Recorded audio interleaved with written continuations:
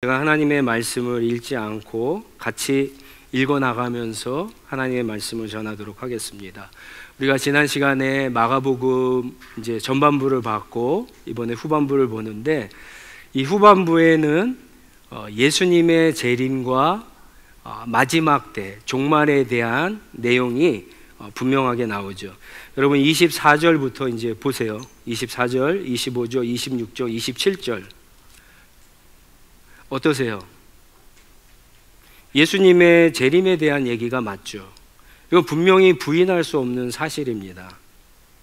이거는 누가 읽어도 어떤 성경학자가 해석을 해도 예수님의 재림에 대한 이야기가 분명합니다. 그런데 이 재림 가운데 몇 가지 더 확실한 게 있습니다. 먼저 24절을 보시면 예수님의 재림은 언제 일어난다 그러죠? 그 환난 뒤에 있다고 이야기하고 있습니다. 재림은 그 전에 환난이 일어나고 그 다음에 재림이 있다고 분명히 얘기하고 계시죠. 그 환난이라고 하는 것은 예수님이 제자들이 질문했을 때 이제까지 설명했던 여러 가지 환난, 박해 이런 것들을 이야기하죠. 첫 번째로 재림에 대해서는 재림은 환난 뒤에 일어난다. 두 번째로 알 수 있는 것은 26절입니다. 26절에 보면 인자가 큰 영광과 권능과 영광에 쌓여 구름으로 타고 오는 것을 볼 것이다, 그렇게 얘기하고 있죠. 예수님이 큰 권능과 영광에 쌓여 구름을 타고 오는 것이 우리는 뭔지 잘 모릅니다. 진짜 구름을 타고 오실 수도 있고 그렇지 않을 수도 있어요. 우린 잘 몰라요. 구름을 타고 올라가실 것이다, 올 것이다, 이렇게 함부로 얘기할 수가 없죠. 근데 분명한 것은 자, 여러분 보세요. 사람들이 어떻다고요? 볼 것이다 라고 했어요. 예수님의 첫 번째 오심, The First Coming, 성육신 사건은 아주 소수의 사람들만 알았어요. 목자들과 동방박사, 그렇죠? 몇 명밖에 알지 못했어요. 근데 예수님의 The Second Coming은 많은 사람들, 여기 보면 많은 사람들이 예수님께서 오시는 것을 볼 것이다, 그렇게 얘기하고 있어요. 이게 분명한 사실이에요. 그리고 마지막 또 한 가지는 뭡니까?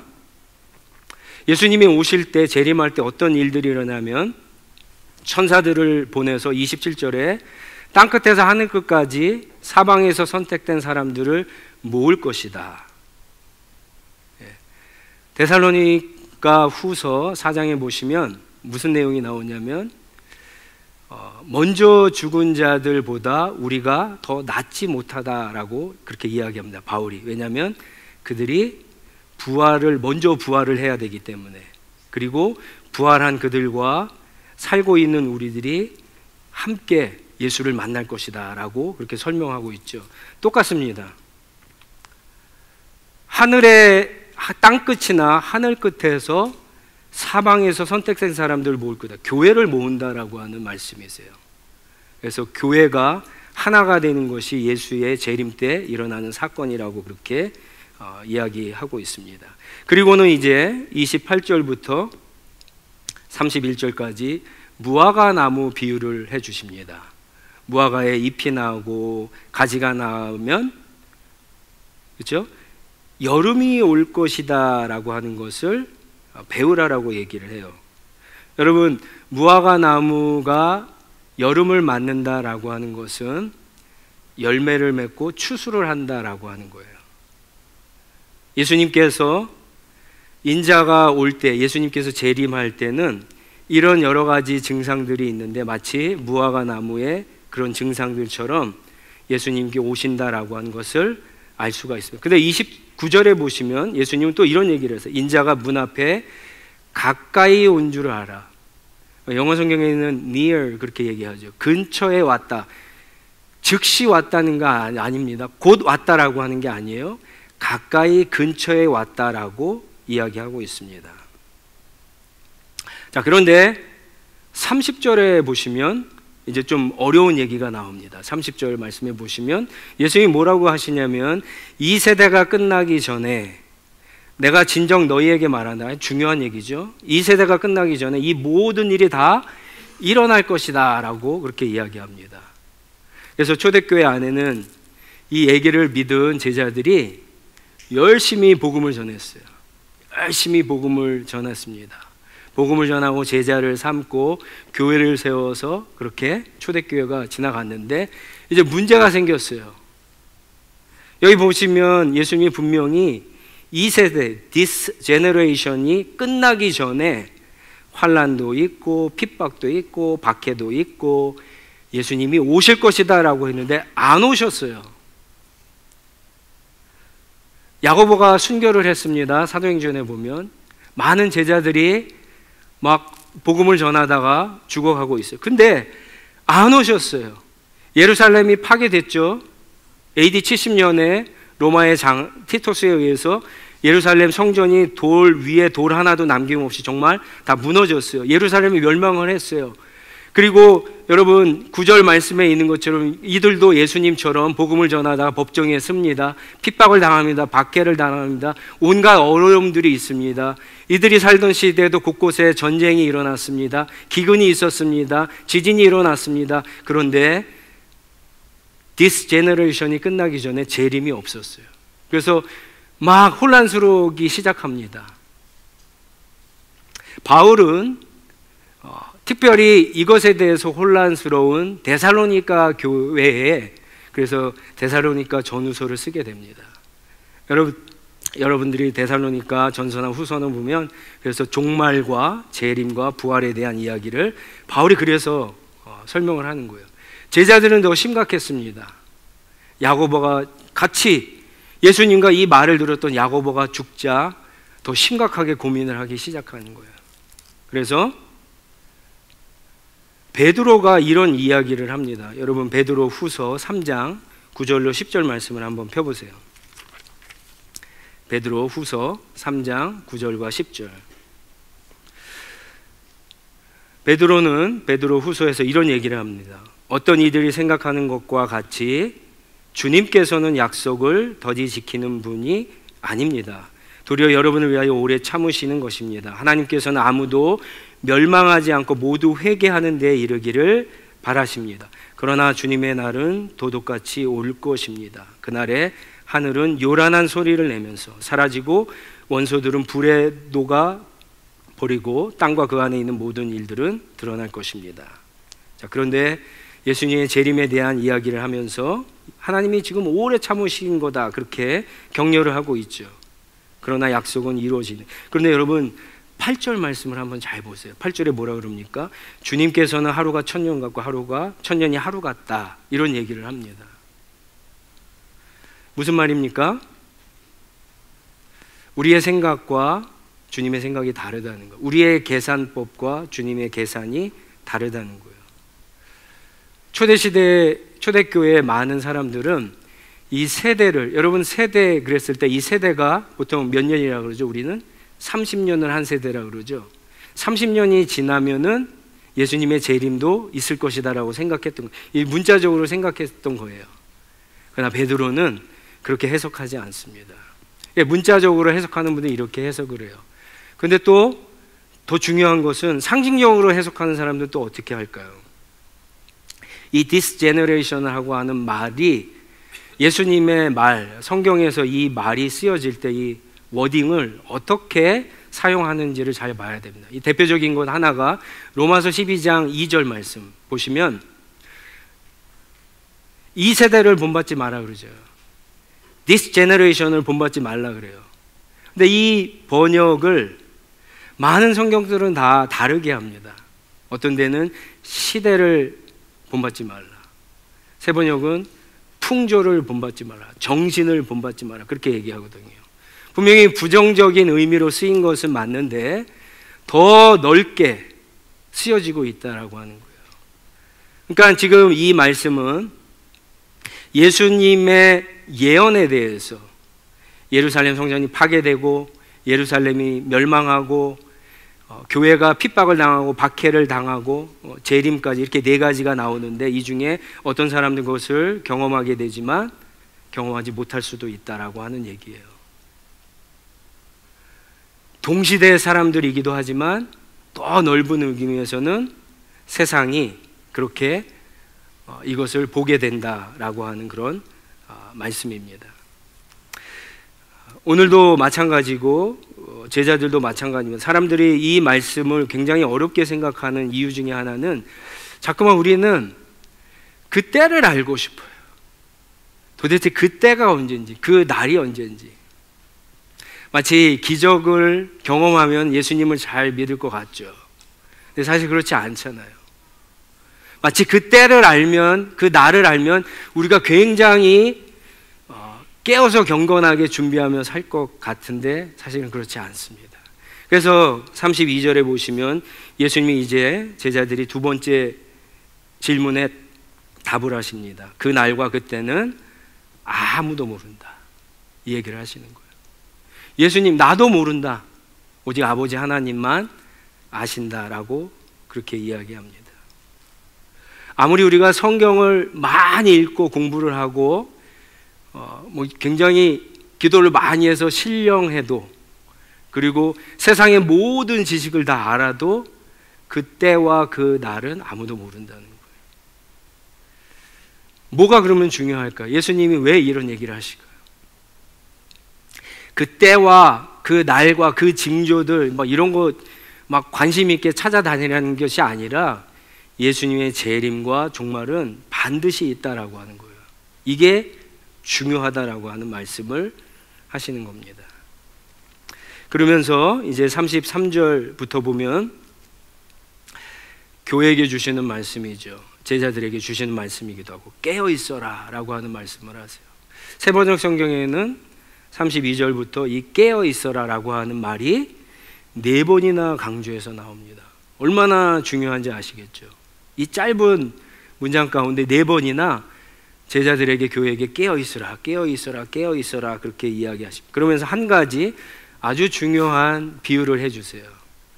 어떤 한 주인이 여행을 갔는데, 그렇죠? 종들에게 여러분 34절에 보시면 뭐를 줍니까? 2가지를 줘요. 권한을 줘요. 어토리티를 줘요. 그리고 또 한 가지는 각각 예수님이 사명을 주세요. 그리고 문지기에게는 언제 올지 모르니까 깨어 있으라고 또 얘기를 하세요. 그리고는 가십니다. 37절에 보시면 뭐라 그럽니까? 37절에 내가 너희에게 하는 말은 모든 사람들에게 하는 말이다, 이렇게 마무리하고 계시죠. 설명을 하지 않을 정도로 다 알죠.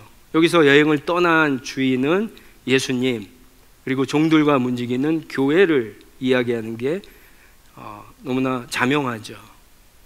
예수님께서 제자들과 교회에게 하시는 교훈이 깨어 있으라라고 하는 겁니다. 제가 이 본문 말씀이 어렵기 때문에 요약을 해서 올려드렸지만 이제부터 여러분 잘 들으셔야 돼요.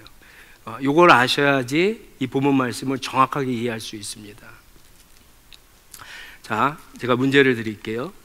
예수님께서 당신의 재림에 대해서 구약 성경에 예언을 하셨을까요? 하지 않으셨을까요?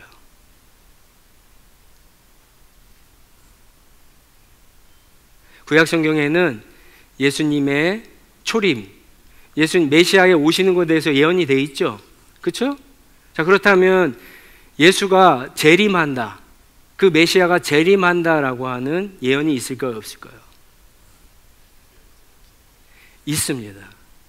성경을 잘 보시면 많은 분들이 이 질문을 잘 안 하시는 것 같아요. 이게 너무 중요한 질문인데,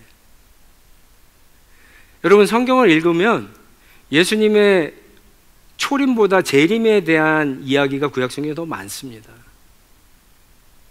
대표적인 것 중에 하나가 뭐냐면은 우리가 아모스 선지 서술을 지금 읽었잖아요. 다음 주에는 말라기 읽게 되는데 아모스, 말라기, 이사야, 스바냐, 특별히 요엘서에 보면은 여호와의 날이라고 하는 표현이 나와요. 그렇죠? The day of Jehovah, 여호와의 날. 그 날은 누구에게는 심판의 날이기도 하지만 누구에게는 어떤 날이요? 구원의 날이기도 합니다. 그 심판은 1차적으로는 예루살렘에 대한 심판이지만 궁극적으로 보면 어떻습니까? 마지막에 대한 심판이에요. 마지막에 인자가 와서 이 세상을 갖다가 심판하고 하나님의 선택받은 사람들을 회복시켜 줄 거다, 구원할 것이다 라고 하는 얘기입니다. 이게 무지무지하게 많이 나옵니다. 자, 다시 본문으로 돌아와 보세요. 그러면 예수님께서 이 말씀을 하시는 이유가 뭘까요? 이 종말에 대한 이야기를 하는 이유가 뭘까요? 재림에 대한 이유를 하는 이야기가 뭘까요? 예수님은 이제 좀 있으면 십자가에서 죽으시고 부활하신 후에 떠나세요. 근데 떠나신 그분이 다시 오신다고 한 이 얘기를 하시는 이유는 그분이 바로 구약에서 예언된 인자, 메시아, 하나님이다라고 하는 것을 제자들에게 해주시는 거예요.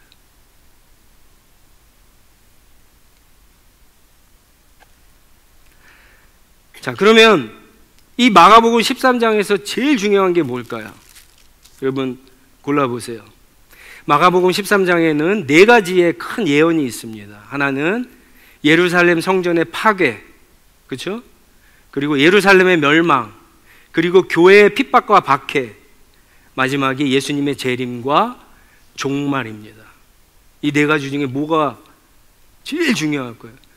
예수님이 이 얘기를 하시는 예수님의 관심이 어디에 있을까요? 한번 이렇게 생각을 해볼까요? 성전의 파괴와 예루살렘 멸망 예언은 이루어졌습니까? 이루어지지 않았습니까? 이루어졌어요. 그거는 이루어진 과거입니다.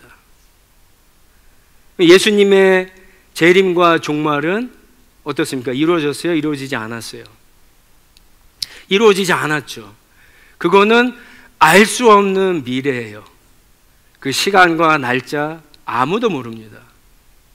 자, 그런데 교회의 핍박과 박해는 어떻습니까? 이루어졌습니까? 이루어지지 않았습니까? 이거는 이루어지고 있는 현재예요. 예수님의 이 말씀을 받았을 때 제자들은 이걸 똑같이 받았어요. 500년이 지났을 때도 받았어요. 1000년이 지났을 때도 받았어요. 2000년이 지났을 때도 받았습니다. 그래서 이 말씀은 정말 예수님의 말씀을 듣고 끝까지 견디려고 하는 성도들과 교회에게 굉장한 위로가 되는 것입니다. 예수님은 교회에 대해서 뭐라고 얘기합니까? 깨어 있으라라고 얘기하죠. 끝까지 견뎌야 된다, 그렇게 이야기합니다. 핍박과 박해가 없다라고 얘기하지 않습니다. 어려움이 없다라고 하지 않습니다. 세상이 더 좋아질 것이라고 얘기하지 않습니다. 그런데 오늘 본문에 보면은 아주 중요한 얘기를 하세요. 교회가 그럼 과연 깨어 있기 위해서는 어떻게? 깨어 있어야지 견딜 수 있고 예수님의 재림과 종말에 대한 소망을 가지고 그렇게 살아갈 수 있잖아요. 그럼 깨어 있으려면 어떻게 해야 되느냐라고 하는 거예요. 깨어 있으려면 모여서 기도만 열심히 하면 깨어 있을까요? 성경 말씀만 열심히 읽으면 나 성경 5독 했어, 10독 했어 이러면 깨어 있어요? 빠지지 않고 예배 드리면 깨어 있습니까? 오늘 말씀에 아주 두 가지 아주 중요한 지점이 있습니다. 34절을 한번 봐보세요. 34절에 예수님이 가시면서 뭐를 주셨어요? 권한을 주셨지만 각자에게 사명을 주셨어요. 사명을 주셨어요. 그러면서 깨어 있으래요. 오늘 성도가, 교회가 어떻게 하면 깨어 있으냐? 놀랍게도 사명을 따라 살 때 깨어 있습니다. 아멘입니까? 아멘이에요, 이건. 근데 이 사명을 지키려면 어떻게 해야 됩니까? 아이러니하게도 핍박과 박해가 있어요. 놀랍게도.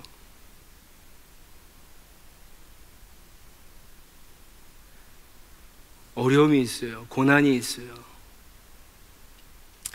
이게 성경 전체의 관점입니다. 영광은 고난을 통과해야지만 있어요. 넓은 길이 아니라 협착하고 좁은 길로 가야 생명의 길이에요.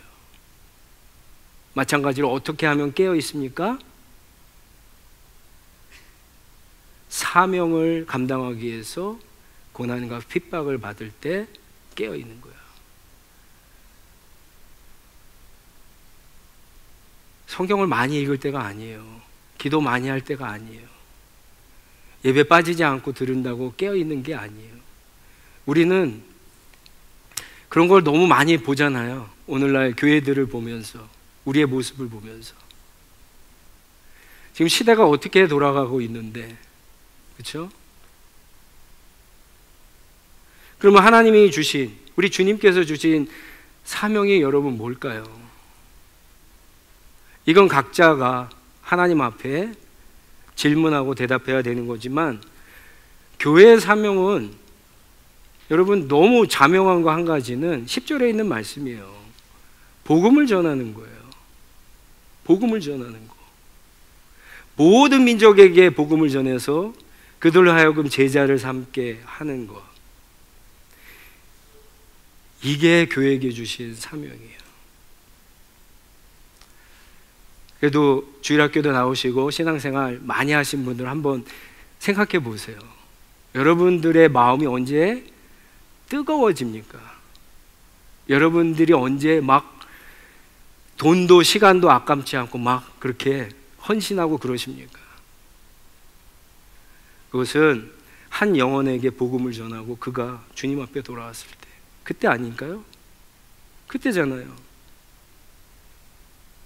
그 과정은 쉽지 않아요.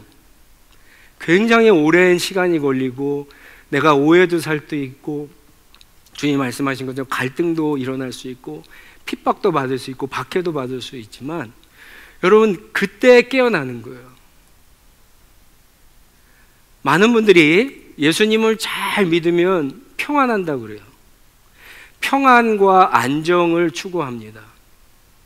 물론 하나님은 우리가 신앙생활하면서 어렵고 힘들 때 평안을 주세요.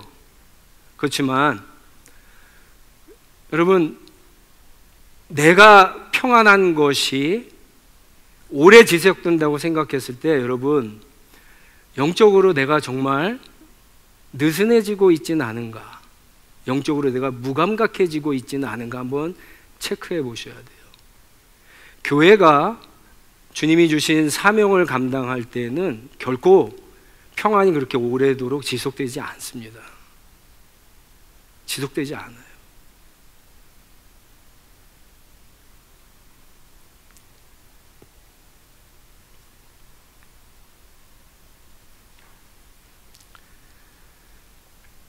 여러분 깨어 있어야 됩니다.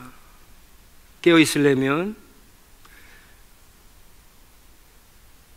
복음을 전해야 돼요. 복음을 전하는 가운데 어렵고 힘들고 갈등 있고 핍박이 있어야지만 깨어 있을 수 있어요. 굉장히 아이러니하게도 교회는 그렇습니다. 여태까지 그렇게 왔어요. 교회가 세상의 권세를 잡고 평안할 때, 부를 어떤 권력을 잡았을 때 교회는 심각하게 타락했잖아요. 오늘 시대에도 마찬가지예요. 우리가 예수님을 가장 낮은 자리에서 만날 수 있는 것처럼 교회도 성도도 마찬가지입니다. 복음을 전하면서 우리가 가장 낮은 자리에 갔을 때 그곳에 계신 예수님을 만나게 되는 줄 믿습니다. 디모데전서 2장 5절에는 하나님과 사람 사이의 중보자는 한 분이다, 예수 한 분이다, 그렇게 이야기합니다. 마리아도 아니에요. 그 어떤 사람도 아닙니다. 목사도 아니에요. 장로도 아니에요.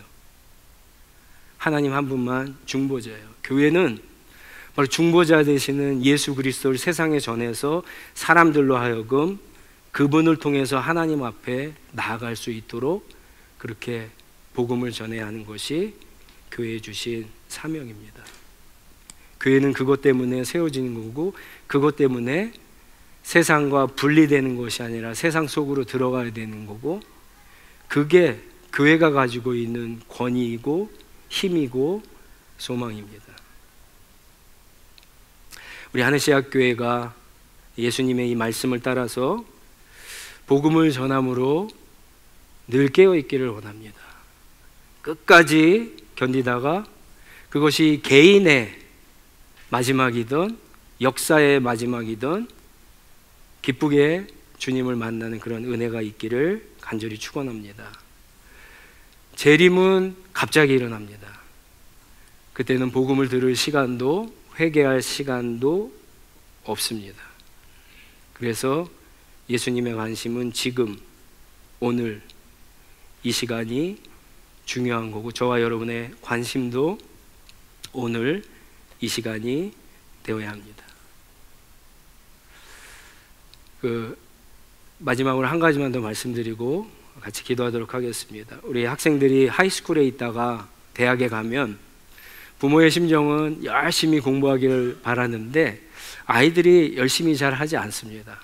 들어가서 보통 이렇게 미들텀이 있고 파이널이 있지 않습니까? 이제 아이들 가운데 파이널 끝난 아이도 있고 저희 아이는 아직 이제 더 남았는데 다들 그래요. 들어가니까 자유가 생겼다고, 고등학교랑은 다르게 대학교에 자유가 생겼다고 마음대로 그렇게 대학 생활을 막 즐깁니다.